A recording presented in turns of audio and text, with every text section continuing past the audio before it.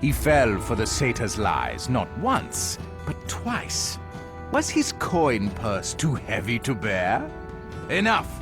Next time, ply them with swords instead, or better yet, avoid them. Please continue to track this uninvited guest and see that he remains unaware that he is watched. In the meanwhile, if he falls afoul of some orc, why then, more's the pity. If I hear one more report of stolen or smashed supplies, I will animate every last crate in these mountains and let them fend for themselves. I sometimes wonder if an army of enchanted barrels would not serve me more faithfully. Tell your scouts to cease all contact with these satyrs. All their reports are lies and jests. They go back on their words. We have twice lost scouts after the satyrs got them drunk. This has gone far enough. Do you think I give one Cormyrian copper whether your watchmen were killed by owl bears? Surely you don't mean to tell me that we armed our hordes against swords, but not against beaks? What a bloody mess! That's what you get, paying poachers to serve as scouts. We will be out of these backward woodlands soon enough. Our furtive guest watches from the edges, you say? Then he has seen little, though a little is more than I care to allow. Follow him. See that he cannot send word to his Cormyrian friends.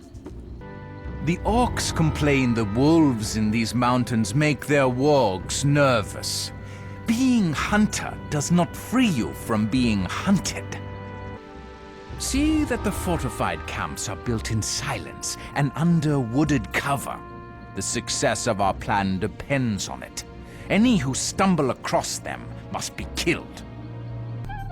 By all the shadows of night, not a single giant must be allowed to go blundering through the woodlands. They will carry their goods on through Tumber Rock Pass and then return to the mountain. Otherwise, I will make them into mice and see how they like it. We have fed many more harpies on orc meat than we have cages for, and I do not think they will eat from our hands, so please see that no more soldiers fall prey to harpy songs, with a deafness spell if you must. I must ask you to remind both clans of giants that there will be riches for all when Cormyr falls. Though, if they wish to be left behind, they can go back to fighting griffins for scraps of deer meat. Do you have any notion what a leaning tower of threats and promises we have already made to the orcs, gnolls, and giants to forge this army? If I hear one more report of you making new agreements, I will have their worth cut out of your flesh. The answer to your question is simple. If it's dragons they're afraid of now, give them something more pressing to be terrified by. And if one more soldier comes to you frightened by some white bird up in the sky, kill him! Why are we digging in the glacier, they ask. First, why by the 12 princes would you offer to answer mere minions? Do you follow their orders? And second, if you ask me again, I will have your tongue cut out! I don't know which is worse, that so many have abandoned us on one frost giant's word, or that you have lost this traitor inside the glacier. Are you a harebrained gnoll, or are you a mage of Netheril? Write back when you have an answer I will like. I have come to think of these ice-blighted heights as very like the Shadowfell. The blindness of dark upon dark is much like that of white upon white. In such subtle redoubts we have dwelled unseen, until it was time to strike. My good fellow, what do you mean you had to issue orders a second time? Why was the brute still alive after the first? Break their arms and they can't fight. break their legs, they can't walk. Either way, they'll think you're one of them, a low beast. You've memorized how many tomes of arcane lore, and this is how you deal discipline? While I agree it is quite amusing that the rustic creatures of these mountains trade in foxtails, you will find an entirely different expression on my face if word gets out through poachers that there is an army here. I am pleased to learn the fortification building has been completed on schedule. It seems our unruly horde can do some things right. I will make an inspection of the work myself at dusk tomorrow.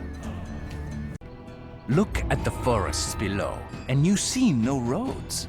Gaze at the mountains above you, and see nothing built or stationed among the trees and drifts of snow. Raise your eyes to the ice against the mountain's peak. But I will say nothing of that for the present.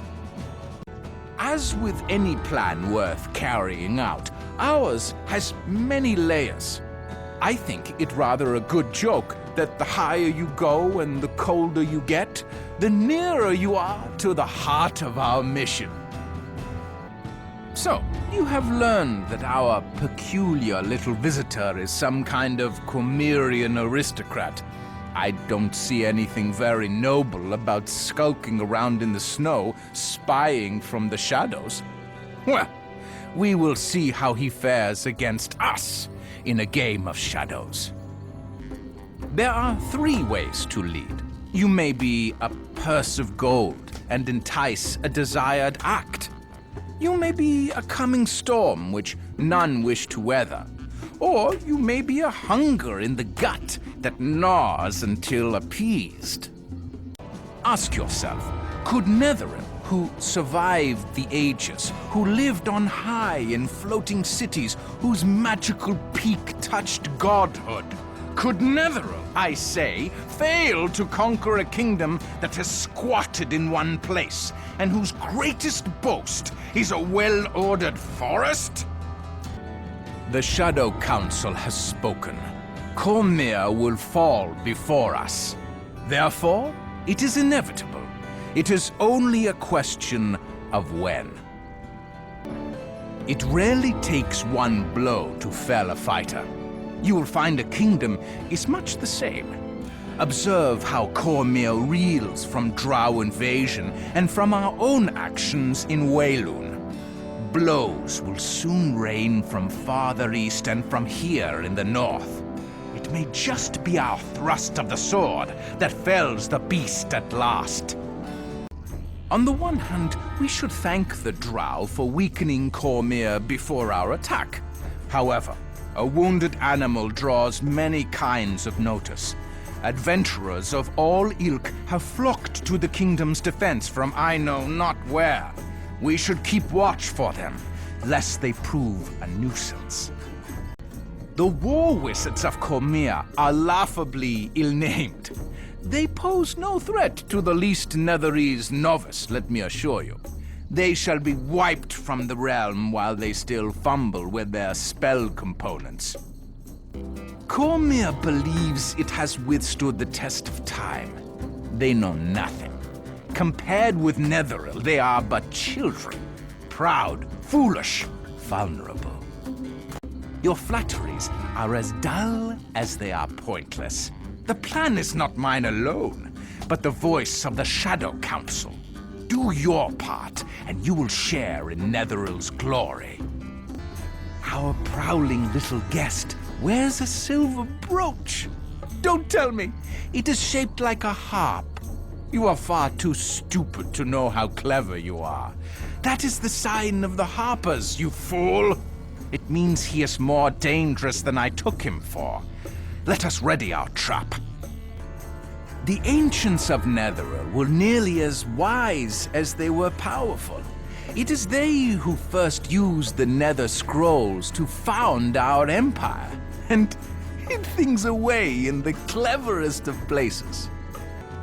Every one of us must be useful in achieving our plans.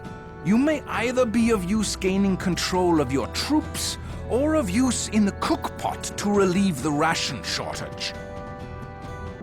Tivorus may have his nether scroll, but I have within my grasp an artifact of even greater power against Cormyr. We amass our strength here, while the towns and cities of Cormyr beneath us sleep in peaceful ignorance. But soon, my friend, we will rise, and our great shadow will fall across their land. Here we are, my friend, generals over an army of oafs, brutes, and beasts. Their usefulness to our plan nearly makes up for the fact that I won't ever be able to wash their stench out of my robes. Netheril is an empire nearly as old as night itself. And like the Empire of Night, the day will soon give back to us what is ours. We will rise to our former greatness. I understand the forces under you are ready. Your orders remain the same. Keep them ready and do not let them tear each other apart. I will ask you to march when all aspects of my plan are ripe. You are to suppress all rumors among your troops regarding the glacier. I need to tell you whether such rumors are true, precisely as much as you need to be removed from your post. I fully agree. The Frost Giants are the tenderest point in our plan. They must be won over because, to be frank, they have what we want. I feel certain you will do whatever it takes. By all the blazing skies, woman! If they ask for ale and horseflesh, give it to them! You'll impress no one, least of all me, if healthy soldiers die of hunger.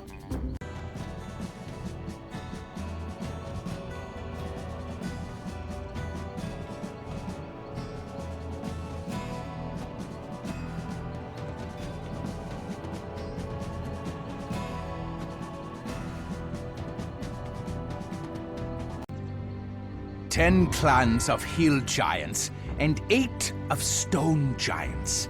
3 great clans of frost giants won over to our side. The greatest of which you say we have lost because of the glacier. For now, let them go. Their reckoning will come later.